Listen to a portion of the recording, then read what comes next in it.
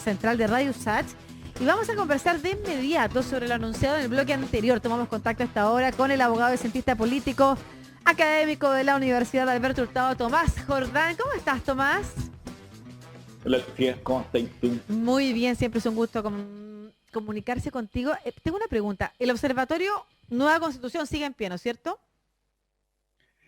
Seguimos en pie, pero pendientes de cómo se desenvuelve la madeja que está hoy día. Entonces estamos a la espera de esas decisiones políticas y después retomamos nuestra actividad. Es importante lo que usted señala, Tomás, porque a la espera de esa madeja, política, madeja constitucional, de un proceso que tuvo un hito, si es que lo consideramos así, como parte, como una etapa que es parte de quizás un periodo de tiempo mucho más largo que nos va a llevar a una nueva constitución.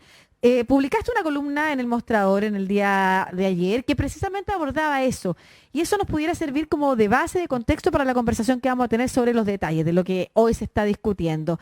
A propósito de nuestra audiencia también, que es una audiencia muy, muy interesada en el proceso constituyente. La mayoría que nos escribe en realidad está interesada en tener una nueva constitución, y muchos de ellos también tristes por el resultado del plebiscito. Hasta la semana pasada o incluso esta semana todavía hemos recibido comentarios respecto de cierta pena en algunos sobre lo que vaya a pasar. Ayer estábamos discutiendo sobre el referéndum en Suecia. En Suecia era, parece que sobre las pensiones. Y volvíamos a hablar de las pensiones en Chile, y como no puedo creer, después de 3 años estamos en el mismo problema, en el mismo punto. Entonces, partir sobre esto que a mí me parece una mirada no solamente paciente de quien viene trabajando precisamente por una nueva constitución hace mucho tiempo, en el proceso incluso de la presidenta Bachelet, sino que además optimista, señalaba yo en las redes sociales, de esta columna tuya que habla de como un periodo mucho más largo que hay que observar, de cómo sí han ido pasando cosas que nos pueden llevar a ese nuevo texto constitucional. Pongamos ese contexto primero. ¿Cómo tú lees todo este periodo? Sí, es buen punto de partida, porque con derecho, voy a decir, sí, o legítimamente, muchas personas visualizaban o visualizan el proceso de cambio constitucional desde el estallido social en adelante, que es el momento bien clave en la política chilena, en la cual cierta falta de procesamiento de demanda ciudadana explota, más bien produce una implosión, es decir, dentro del propio sistema se produce eso. Pero, y entre eso, si nosotros recordamos bien en ese momento, una salida para descomprimir el conflicto es el acuerdo de paz y nueva constitución. Pero el estallido social en sí mismo no es un estallido constitucional. Es más social. Es más social. Entonces lo que pasa es que la forma de abordar el problema social es a través de una vía institucionalizada por un lado, pero una vía en particular, que es dotarnos de una nueva constitución. Y ahí, podríamos decir, se encuentran dos derroteros. Uno, que es el que ocurría en octubre de 2019 y los meses siguientes, y dos, el problema constitucional que es muy anterior, que es anterior a eso. Entonces se encuentran ahí y todos o muchos vimos con distintas miradas, por eso digo todo a lo mejor, que era el momento o la etapa final o un lugar en el cual el problema constitucional se podría resolver.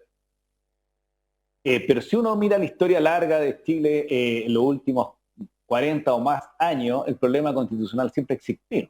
Desde la entrada en vigencia, incluso antes de entrar en vigencia, cuando hay un grupo político llamado los grupos Los 24 de académicos en ese momento, contrario al texto constitucional, las fuerzas políticas tienen tesis contradictorias respecto a la propia Constitución del 80 y se sitúa el camino de aceptar el resultado del plebiscito y ser un camino de transición bien particular, que era mantener la Constitución, pero a través de la reforma constitucional ir cambiando, que tiene su cúspide en el presidente Lago y su reforma constitucional. ¿Por qué digo esto? Porque si uno tuviera que mirar el proceso constituyente de hoy día hacia atrás, hay varias etapas, etapista, digo yo en la columna, porque es un proceso continuo en la cual han existido momentos. Lo que pasa es que el más importante o el que estuvo más cerca es el que acaba de terminar. Pero entonces, cuando uno tiene que mirar eso y se sitúa hoy día, y eso trato de hacer la columna, y si nos situamos 7 u 8 años atrás, gran parte de los temas que hoy día estamos discutiendo ni siquiera eran objeto de la discusión.